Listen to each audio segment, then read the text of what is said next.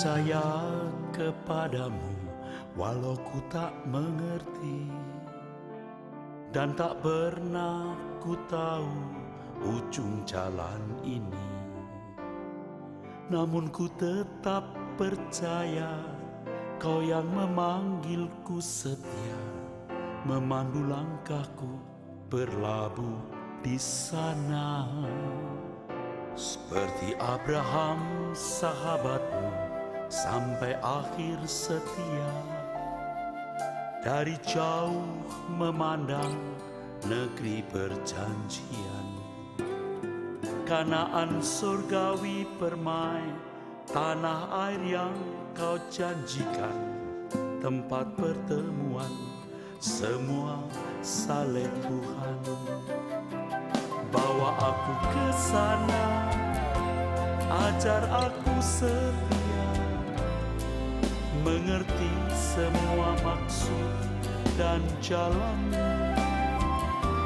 Tak ku ingini lagi indahnya dunia ini, karena ku yakin yang Kau sediakan sempurna.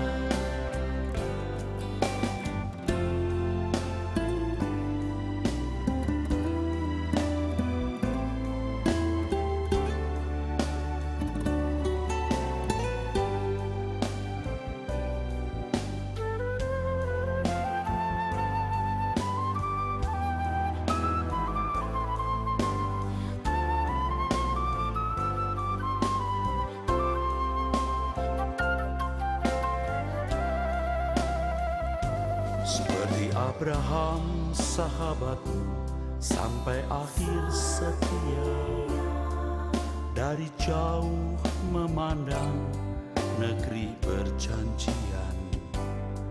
Kanaan surgawi permai, tanah air yang Kau janjikan, tempat pertemuan semua saleh Tuhan. Bawa aku ke sana, ajar aku setia, mengerti semua maksud dan jalan. Tak ku ingini lagi indahnya dunia ini, karena ku yakin yang Kau sediakan sempurna. Bawa aku ke sana, ajar aku setia, mengerti semua maksud dan jalan. Tak ku ingini lagi indahnya dunia ini, karena ku yakin yang Kau sediakan sempurna.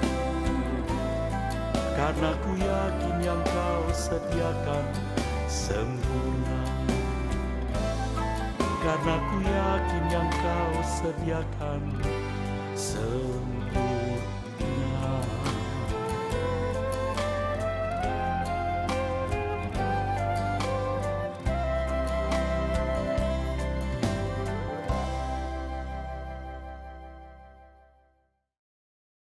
Shalom saudara sekalian. Salam sejahtera dalam kasih Tuhan kita Yesus Kristus. Saudaraku, satu hal yang sangat prinsip dalam hidup kekristenan, bahwa menjadi orang percaya berarti kita bersedia untuk diubah.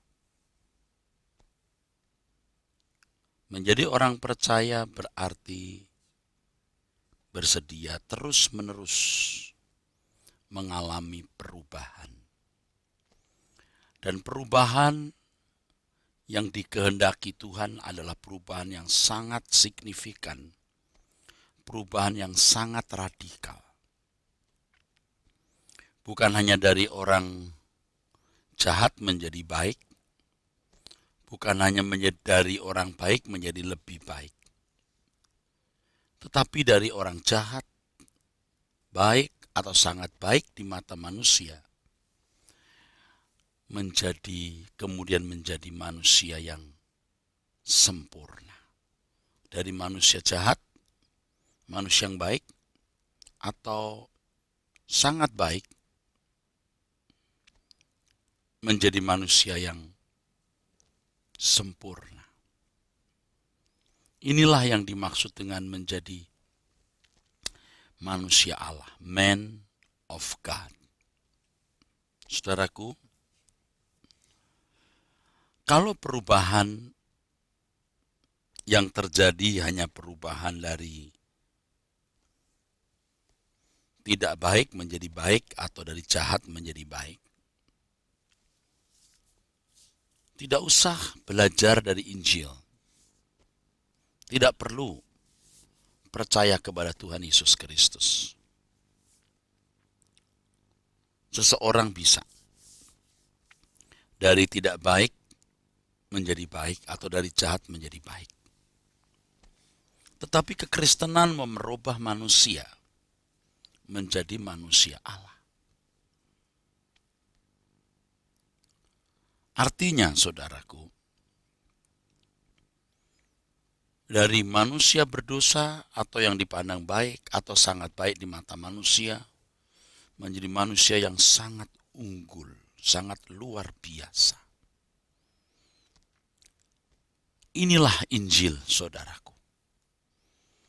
Injil itu mengubah manusia dari manusia berdosa menjadi manusia yang unggul. Manusia yang sempurna, yang bisa tidak didapati cacat atau celahnya. Firman Tuhan mengatakan bahwa kita harus sempurna seperti Bapa. Matius 5 ayat 48. Matius 5 ayat 20.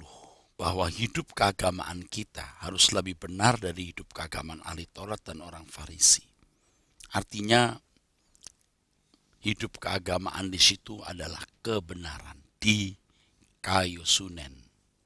Jadi kebenaran kita harus lebih dari kebenaran ahli Taurat dan orang Farisi, saudara. Ini sebuah panggilan yang luar biasa, yang membuat orang percaya menjadi manusia yang luar biasa. Sungguh, tidak ada hal yang lebih dahsyat dari ini, saudara. Menjadi manusia luar biasa. Di mata Tuhan standar. Di mata manusia luar biasa. Itulah sebabnya di dalam amanat agung Tuhan Yesus, Tuhan berkata, jadikan semua bangsa muridku. Artinya, saudara, semua orang percaya harus belajar.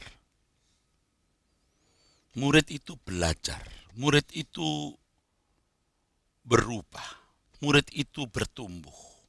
Dari bodoh menjadi pintar, dari tidak cakap menjadi cakap.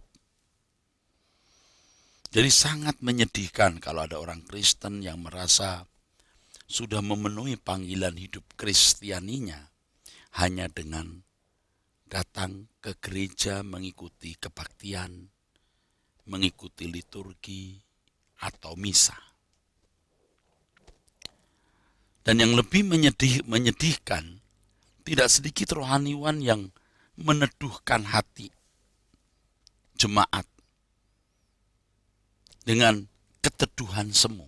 Seakan-akan kalau mereka sudah ke gereja, mereka sudah mengikuti liturgi atau menghadiri misa, mereka sudah memenuhi panggilan hidupnya sebagai orang Kristen.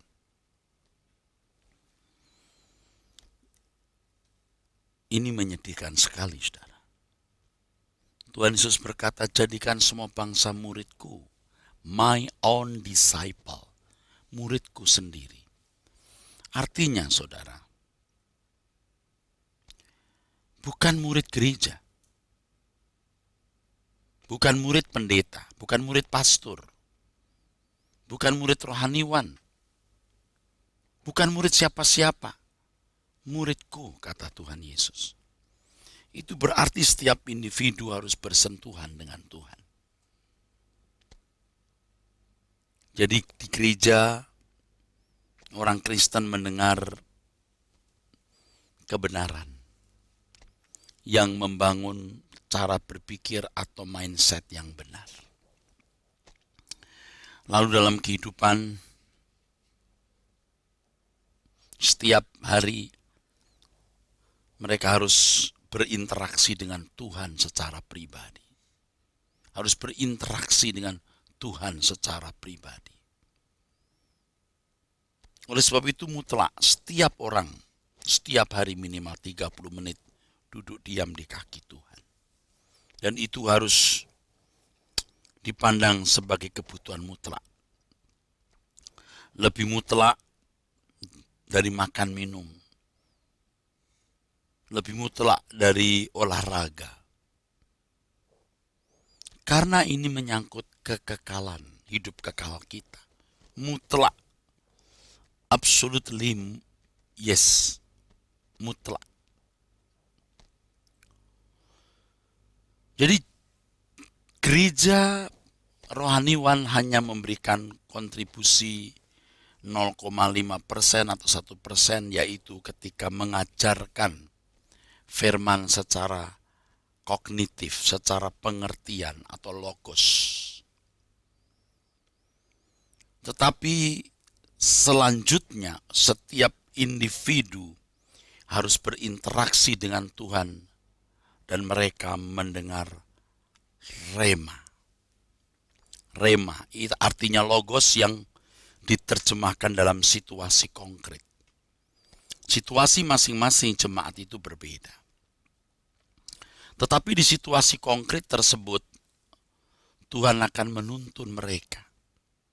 Sesuai dengan apa yang dikatakan yang mulia Tuhan kita Yesus Kristus. Aku akan mengutus Roh Kudus. Roh itu yang akan menuntun kita kepada segala kebenaran. Kapan, saudaraku? Ya tentu di sepanjang hari hidup kita. Khususnya ketika kita menghadapi masalah demi masalah, problem demi problem. Nah, pada waktu itulah, saudaraku, Tuhan berbicara kepada kita. Tuhan berkata-kata kepada kita, saudaraku. Disitulah firman dalam arti logos, dalam bentuk pengertian, dalam nalar kita, menjadi sesuatu yang hidup. Diterjemahkan dalam situasi konkret. Dan itulah kehidupan kita. Itulah makanan kita. Firman Tuhan mengatakan manusia hidup bukan hanya dari roti saja, tetapi dari setiap firman yang keluar dari mulut Allah. Dari mulut Allah berarti dari hati Tuhan. Kalau dari mulut manusia belum tentu dari hati manusia. Tapi kalau dari mulut Allah, pasti dari hati Allah. Jadi makanan rohani yang sesungguhnya yang menumbuhkan iman orang percaya adalah suara Tuhan dari mulutnya, mengalir dari hatinya. Di sini kita mengerti mengapa banyak orang cakap berbicara tentang firman, lulus sekolah teologi, tetapi hidupnya tidak memberkati. Sebab kalau hanya memiliki pengertian secara kognitif atau secara nalar, maka itu belum menjamin seseorang memiliki kehidupan yang berkenan di hadapan Tuhan, yang bisa dinikmati oleh orang di sekitar kita. Dan fakta ini tidak bisa dibantah, saudaraku. Tidak bisa dibantah. Jadi saudara dan saya harus belajar dari Tuhan Yesus sendiri setiap hari. Itulah sebabnya firman Tuhan mengatakan Allah bekerja dalam segala sesuatu. Roma 8 ayat 28. Mendatangkan kebaikan bagi orang yang mengasihi Dia. Dalam segala sesuatu, dalam segala hal. Artinya tidak ada satu hal pun yang di dalamnya tidak mengandung kebenaran, nasihat, atau tuntunan Tuhan. Allah bekerja dalam segala sesuatu. Dalam bahasa Indonesia kita ada kata Allah turut bekerja. Dalam teks aslinya tidak ada kata turut itu. Yang ada adalah Allah bekerja dalam segala sesuatu. Mendatangkan kebaikan. Dan kebaikan yang dimaksudkan di situ, kebaikan yang menjadi tujuan, menjadi goalnya adalah serupa dengan Tuhan Yesus. Tuhan Yesus adalah model manusia yang dikehendaki oleh Allah atau model manusia Allah. Dan kita semua harus menjadi seperti Dia. Harus menjadi seperti Dia. Dan Tuhan menuntun kita, saudaraku, menuntun kita untuk bisa menjadi seperti Dia. Puji Tuhan, saudara. Hanya dengan belajar dari Tuhan Yesus sendiri, seseorang baru dapat menjadi seperti Dia, yaitu menjadi manusia Allah, man of God. Satu pribadi yang berkenan di hadapan Bapa di sorga. Jadi kalau Tuhan berkata, belajarlah padaku. Apanya yang kita pelajari? Tentu bukan hanya ilmu teologi atau ilmu agama yang memenuhi pikiran kita. Tetapi yang kita pelajari adalah hidupnya. Hidupnya. Hidup Tuhan Yesus, perilakunya, seluruh tindakannya, gaya hidupnya, itulah yang kita pelajari, saudaraku. Dia akan mengajarkan hidupnya kepada kita.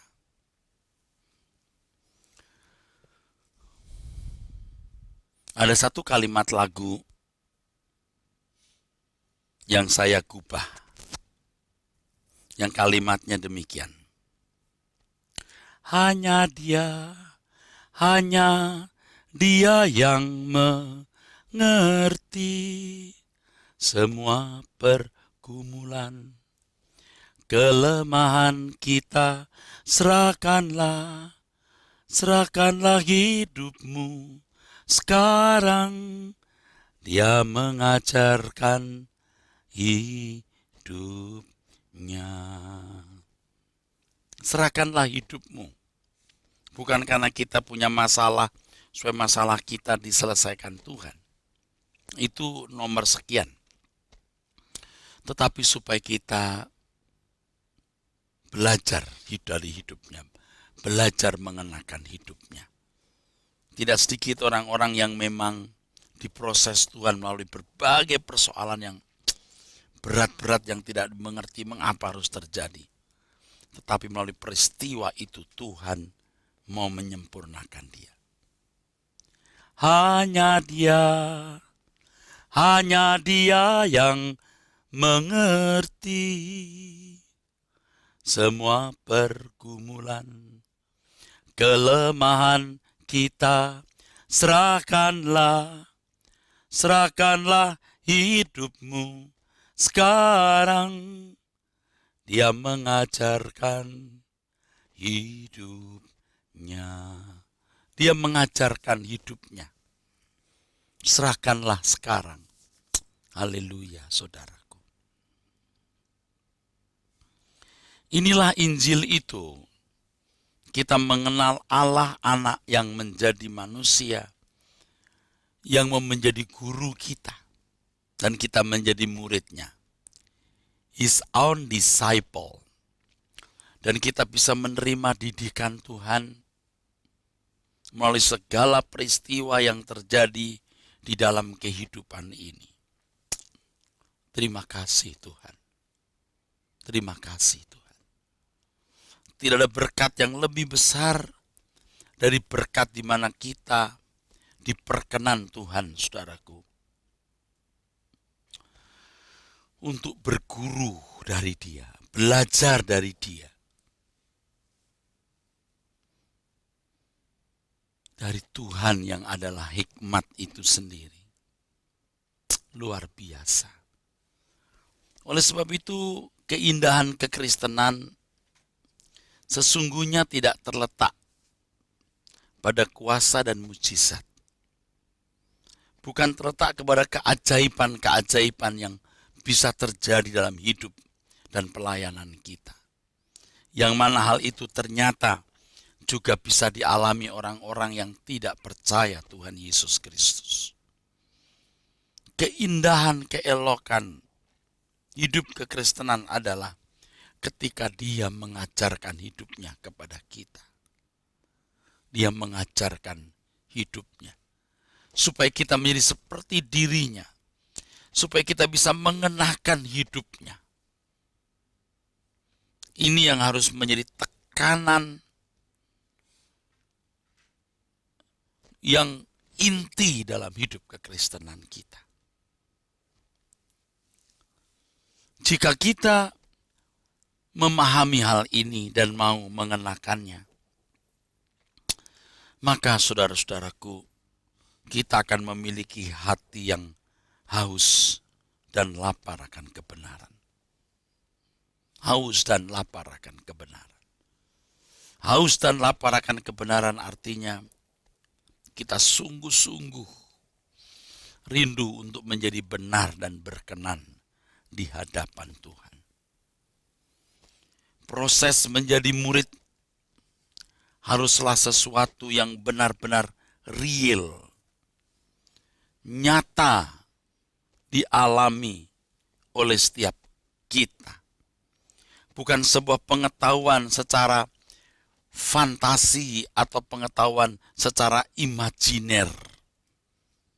Ya, secara rumusan, secara definitif kita tahu bahwa kita harus menjadi murid. Karena amanat agung, jadikan semua bangsa muridku, sebuah pernyataan yang sangat tidak asing bagi kita. Tetapi yang penting sekarang bagaimana aplikasi konkretnya dalam hidup. Bagaimana kita mengalami proses yang real daripada pemuritan itu atau menjadi seorang yang dididik oleh Tuhan Yesus Kristus, saudaraku. Untuk itu kita harus bersentuhan dengan Tuhan. Bersentuhan dengan Tuhan. Dan hal bersentuhan dengan Tuhan menjadi sesuatu yang utama, yang penting. Tidak ada hal yang lebih penting. Tidak ada hal yang lebih utama dari menjadi murid Tuhan Yesus. Yang diubah secara signifikan dari manusia, entah jahat, baik, atau sangat baik di mata manusia, menjadi manusia Allah yang berkenan kepadanya. Terima kasih Tuhan, terima kasih. Jadi hidup kita harus ditujukan hanya untuk mengalami proses perubahan itu, sampai benar-benar kita menjadi seorang yang mengenakan pribadi Tuhan Yesus di dalam hidup kita.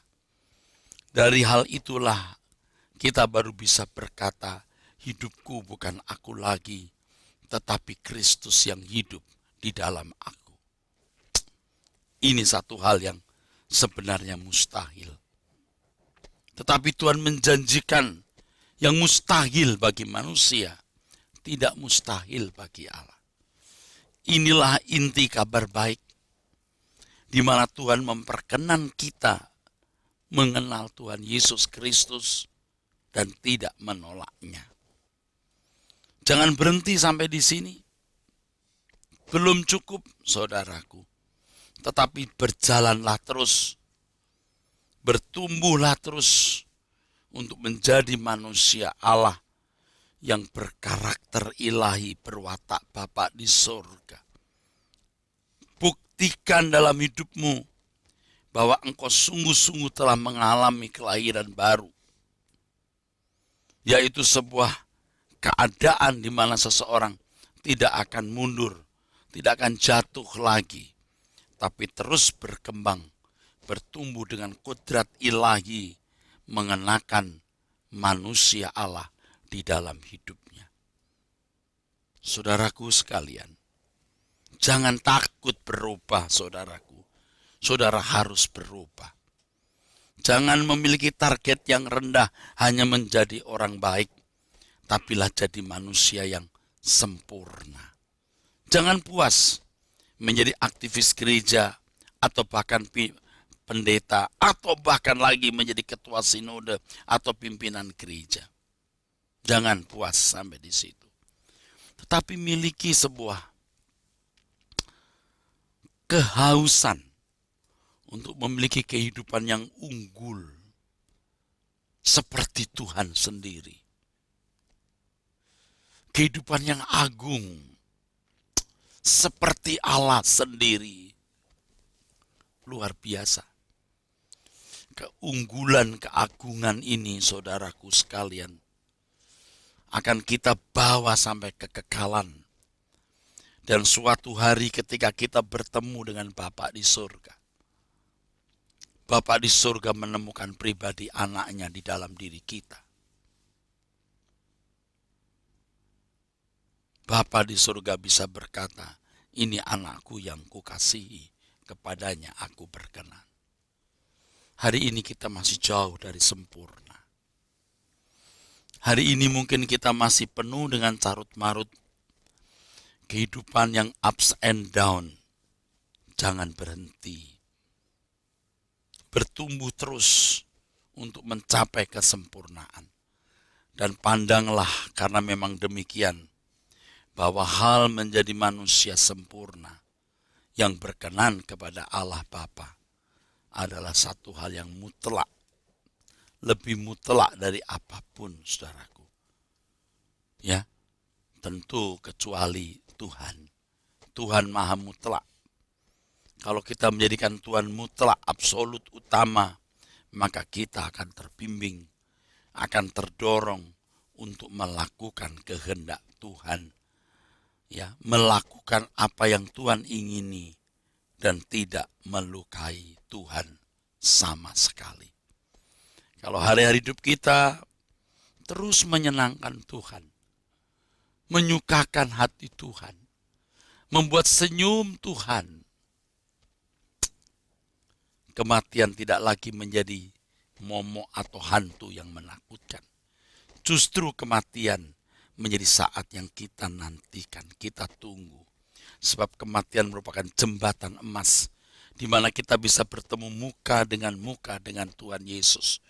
Dan sungguh kita berharap suatu hari kalau kita ketemu Tuhan Yesus,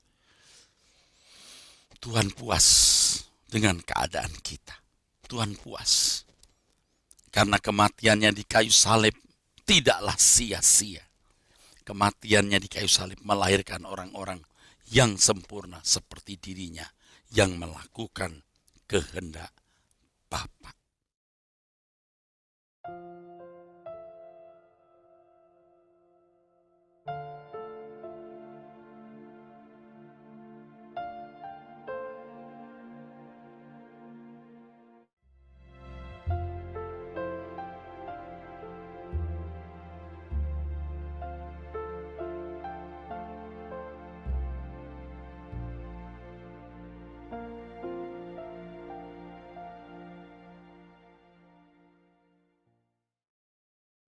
Saudara, menjadi orang Kristen berarti kita harus berubah. Dan perubahan itu harus berlangsung tiada henti seperti sebuah organisme yang hidup. Sampai kepada satu titik, yaitu serupa dengan Tuhan Yesus. Tidak ada tujuan atau goal yang lebih besar dari ini. Sampai pada satu titik di mana kita menjadi serupa dengan Tuhan Yesus. Mungkin ada orang yang berkata, dan sering saya mendengar orang berkata, tidak mungkin kita menjadi seperti Tuhan Yesus. Saya jawab, jelas tidak mungkin karena Tuhan Yesus Allah anak. Tetapi kesempurnaan yang dikehendaki oleh Allah Bapa itu harus kita capai. Masing-masing kita mencapainya. Tentu yang dituntut seseorang itu sesuai dengan porsi yang diberikan Tuhan kepadanya. Yang diberi banyak, dituntut banyak. Yang diberi sedikit, dituntut sedikit. Tetapi setiap kita harus berjuang untuk mencapai nilai yang tertinggi, sempurna buat kita di mata Tuhan. Harus mencapai nilai yang tertinggi, nilai yang maksimal. Dan banyak orang tidak memiliki keinginan, kerinduan, kehausan untuk mencapai yang maksimal ini, saudaraku. Sebab yang menjadi target hidupnya bukan perkara rohani, bukan perkara surgawi, bukan hal yang terhormat. Tetapi yang mau dicapai, yang menjadi target adalah rumah, mobil, apartemen, barang branded, gelar, pangkat, kekuasaan. Sungguh menjadi hina, saudaraku, kalau seseorang masih terikat dengan hal-hal tersebut. Nah, dunia kita hari ini dunia yang sudah begitu rusak. Sangat rusak, saudaraku. Begitu rusak, sangat rusak, saudara.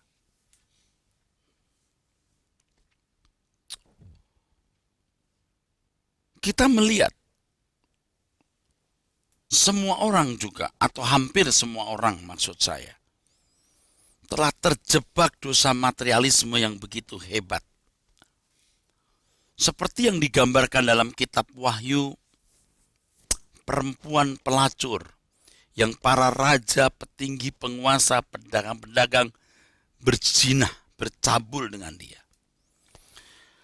Perempuan itu lambang dari materialisme yang sekarang melanda dunia ini. Ya, kalau seseorang sudah jatuh dalam dosa materialisme, dia terkunci dalam kebodohan di situ, saudaraku. Ia tidak akan pernah bisa keluar, tidak akan pernah bisa berubah. Kenapa? Sebab hatinya sudah terikat dengan percintaan dunia. Saya kira saudara mengerti kalau saudara memiliki nurani yang baik. Saya termasuk pendeta yang nyaris tidak bisa diselamatkan.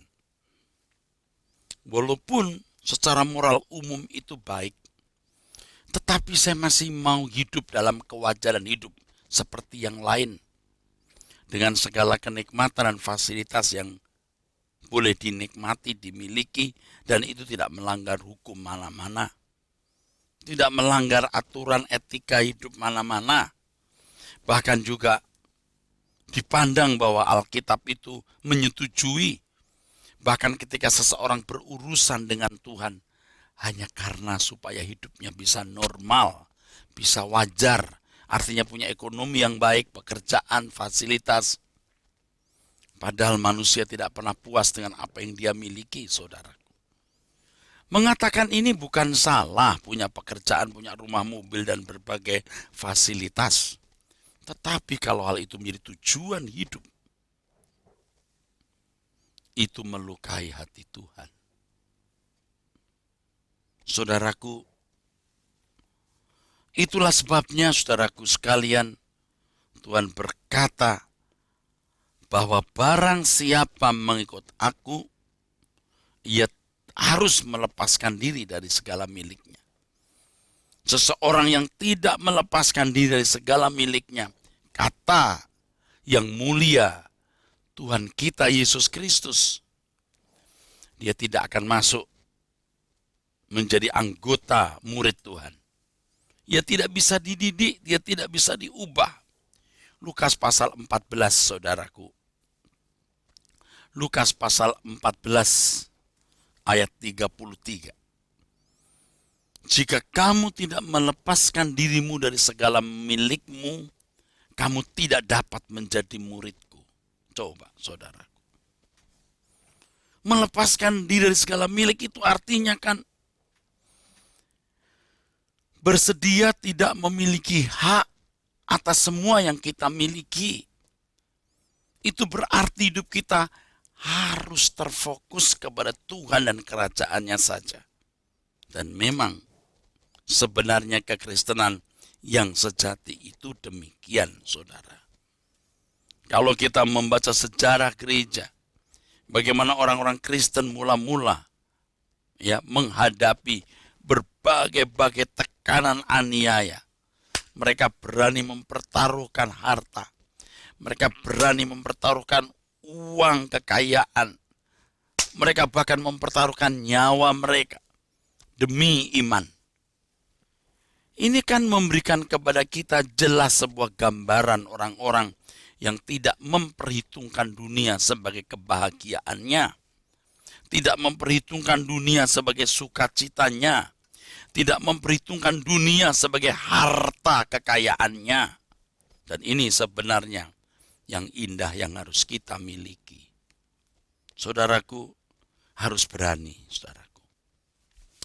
Tidak gampang, saya sebagai pendeta juga sudah berjuang. Rasanya tidak mampu. Tapi kalau kita berjuang terus bisa. Bisa. Sampai pada titik kita bisa berkata, takkan ku harap lagi bahagia dunia ini. Semua hanya semu belaka.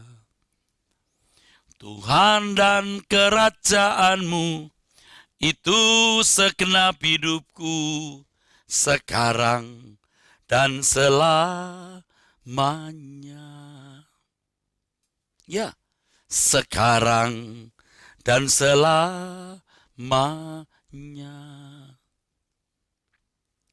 Tidak pernah seseorang bisa menjadi murid Tuhan Yesus dan diubahkan oleh Tuhan kalau tidak melepaskan diri dari segala miliknya.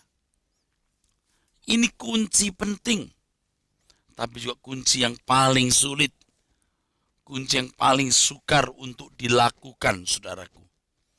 Tetapi tidak ada cara lain untuk bisa menjadi anak-anak Tuhan yang berkenan kepada Tuhan, saudaraku, kecuali hal ini.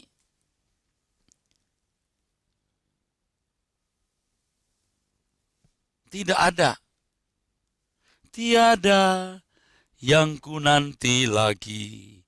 Apapun di bumi ini. Rindu hatiku pulang ke sana.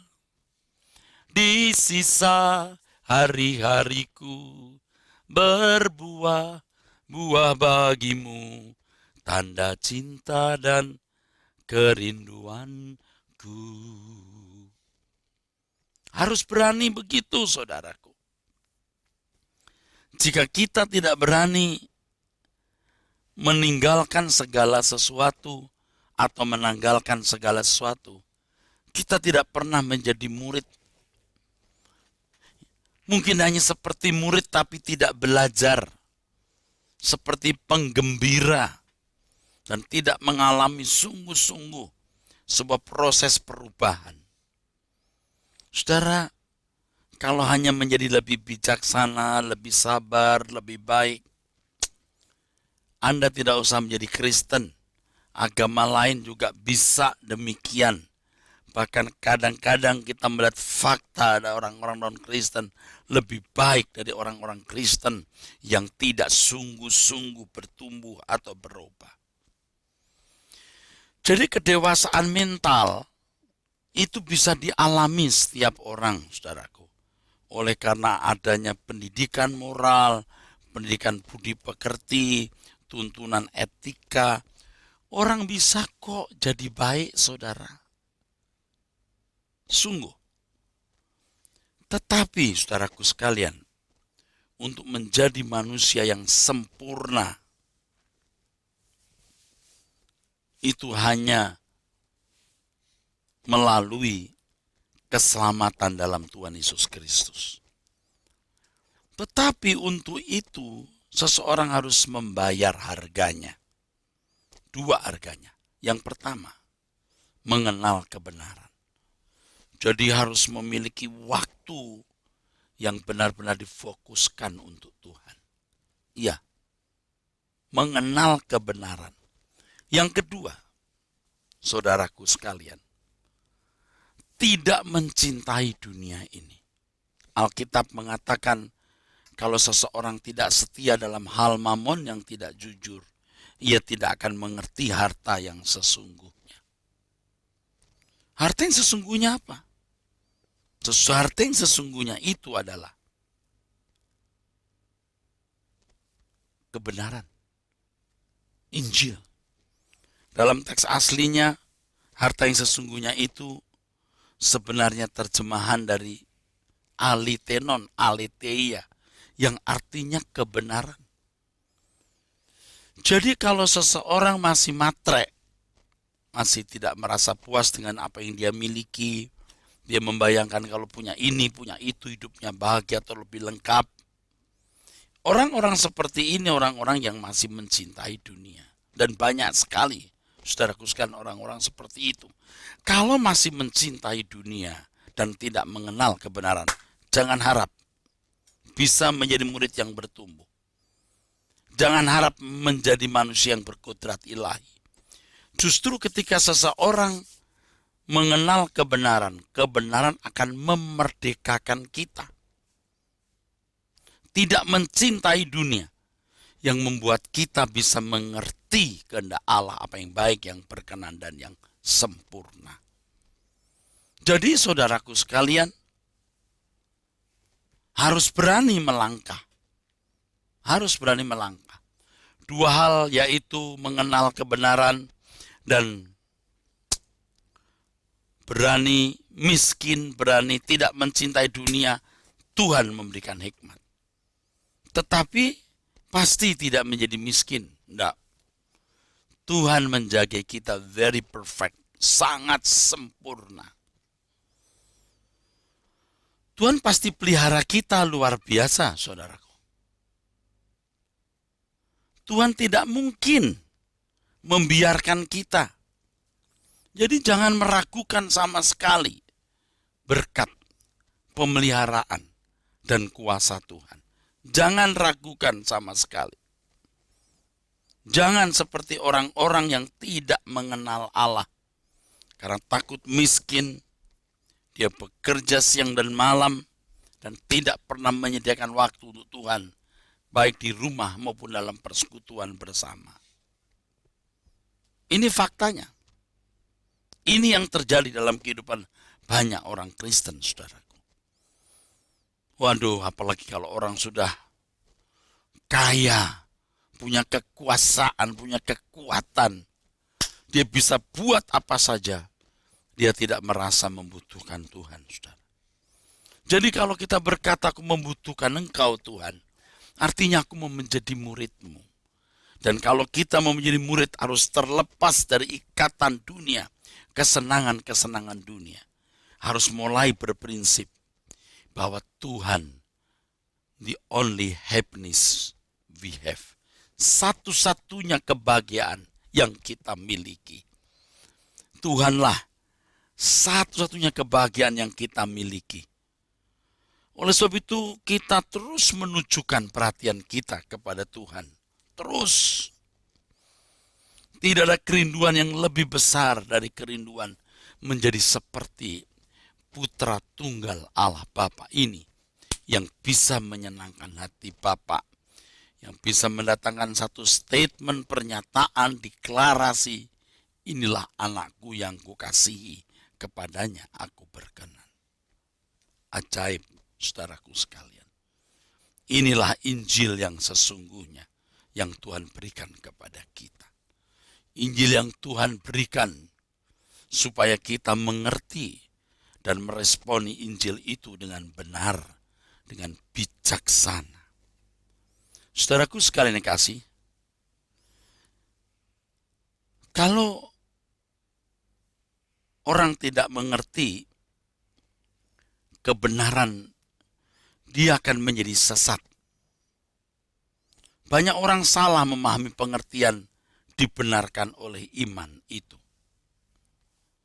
Mereka berpikir kalau sudah percaya secara akali atau dalam persetujuan pikiran bahwa Tuhan Yesus adalah juru selamat, maka orang tersebut dibenarkan atau dianggap benar.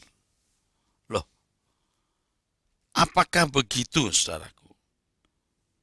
Pikirkan bagaimana Allah membenarkan orang yang tidak benar. Memang, saudaraku sekalian, kita diadopsi oleh Allah karena korbannya di kayu salib. Memang benar, benar sekali. Tetapi setelah kita menjadi anak Allah, kita harus berjuang untuk memiliki penurutan terhadap kehendak Allah. Seperti Tuhan Yesus. Ketika seseorang memiliki penurutan terhadap kehendak Allah seperti Tuhan Yesus, baru Bapak berkata, ini anakku yang kukasih, kepadanya aku berkenan. Itu yang namanya dibenarkan. Jadi kita harus melihat dibenarkan oleh darah Tuhan Yesus yang membuat kita tidak berstatus pemberontak. Karena semua dosa-dosa kita telah dipikul Tuhan di atas kayu salib. Ya, tidak lagi berstatus sebagai pemberontak. Tetapi keberadaan diri kita masih memberontak. Karakter dosa, sinful nature kita ini masih melekat. Nah, ini yang harus diurusi, saudara. Ini yang harus digumuli.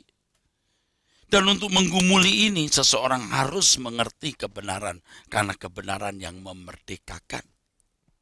Itulah sebabnya, saudaraku sekalian, Tuhan mengajar. Dari desa ke desa, dari kota ke kota. Dari pagi sampai petang, bahkan sampai malam. Tuhan Yesus memberitakan Injil kerajaan surga. Sebab Injil itu yang menyelamatkan, saudaraku. Dari apa yang didengar seseorang, dia mengerti kehendak Allah. Dia memiliki pertimbangan atau nalar untuk melakukannya. Dia mulai melakukan firman itu. Maksud saya, dia mulai peka terhadap kehendak Allah. Dan dari kepekaan itu dia mengerti apa yang Allah kehendaki. Kemudian dia lakukan. Baru dia dibenarkan.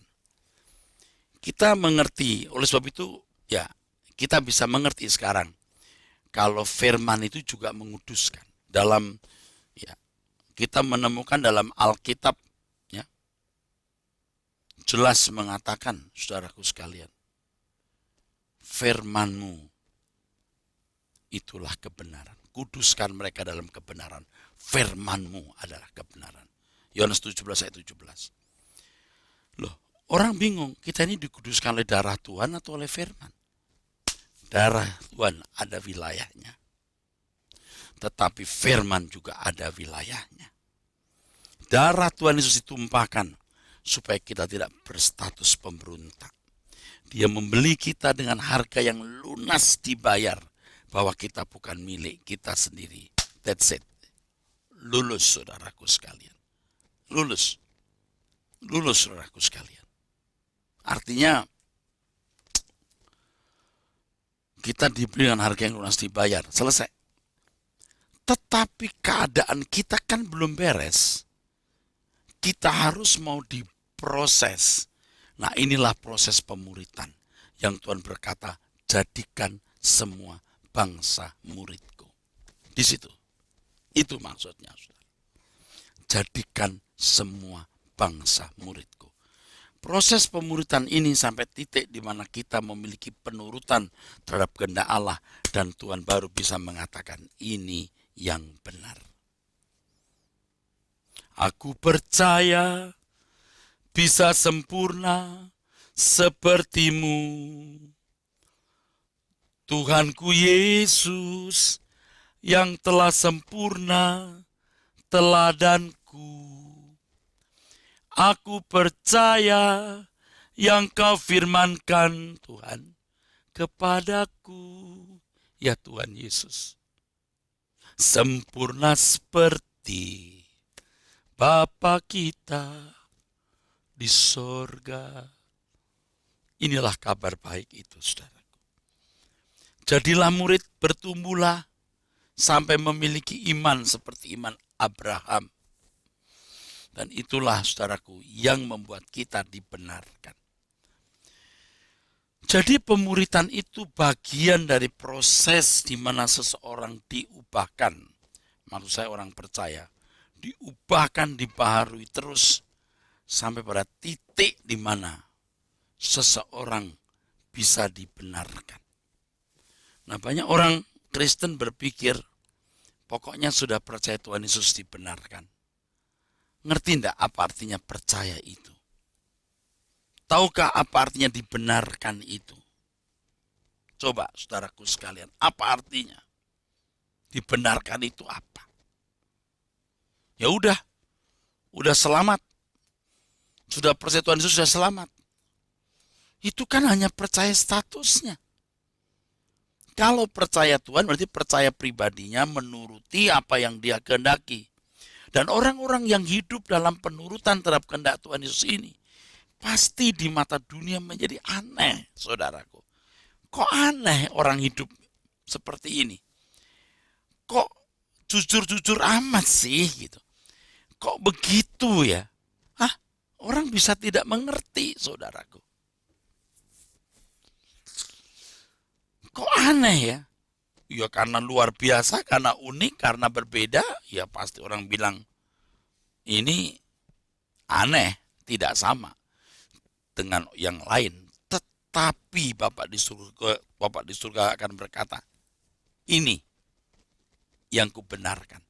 Bukan seperti kamu, tapi seperti ini.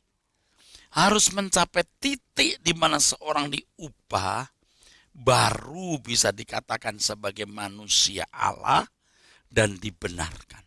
Bagaimana Allah membenarkan orang yang tidak benar, saudara? Dibenarkan oleh darah Yesus, iya. Tetapi sekarang dibenarkan oleh firman yang mengubah hidupnya secara signifikan. Saudaraku sekalian, ya pecinta suara kebenaran. Ayo, isi hidupmu dengan perjuangan. Belajar secara pribadi dari guru agung Tuhan Yesus. Dan beliau sudah membuka tangannya dan berkata, jadikan semua bangsa muridku. Kita bisa berurusan secara pribadi dengan Tuhan. Berurusan secara pribadi. Berinteraksi secara pribadi. Disitulah sebenarnya berlangsung pemuritan yang benar. Inilah Injil itu. Jangan saudara sia-siakan. Banyak hal yang saya mau katakan kepada saudara. Tetapi waktu jua yang memisahkan kita.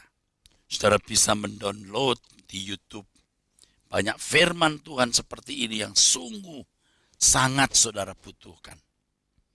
Saudaraku, nantikan kami ya, program suara kebenaran ini di lain kesempatan pada waktu yang sama. Kami hadir untuk menyampaikan firman Tuhan yang murni guna menjadi berkat bagi saudara-saudara sekalian. Tuhan berkati. Sola Gracia.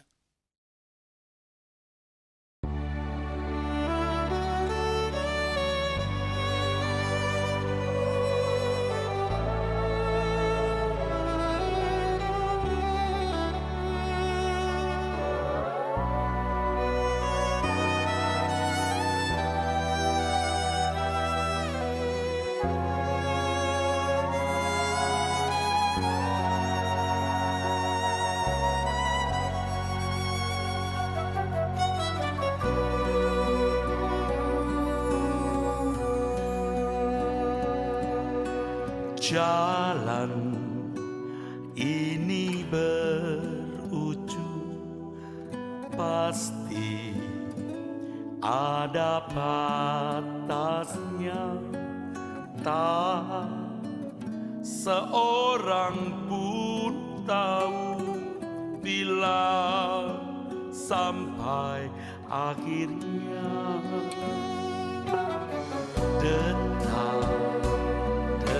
Detak jantungku getar, denyut nadiku Semua hembusan nafas ini usai waktunya nanti. Debu kembali menjadi debu. Semua hayat insan kan berlalu, tetapi sesuai janji firman-Nya, Dia bawa kita ke rumah Bapa.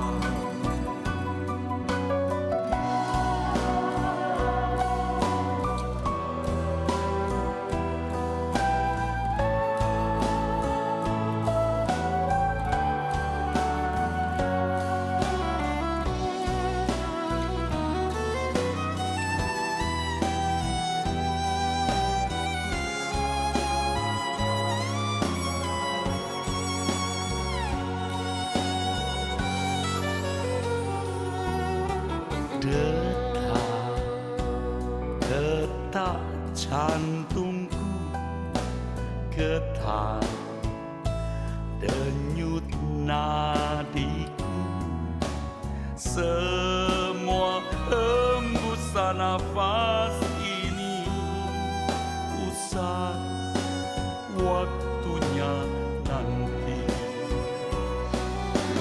Debu kembali menjadi debu.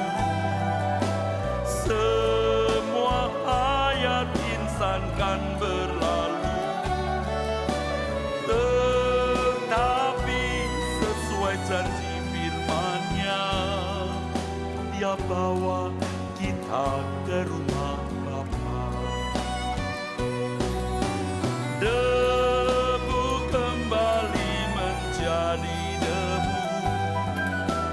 Semua hayat insan kan berlalu, tetapi sesuai janji firman-Nya, Dia bawa kita ke rumah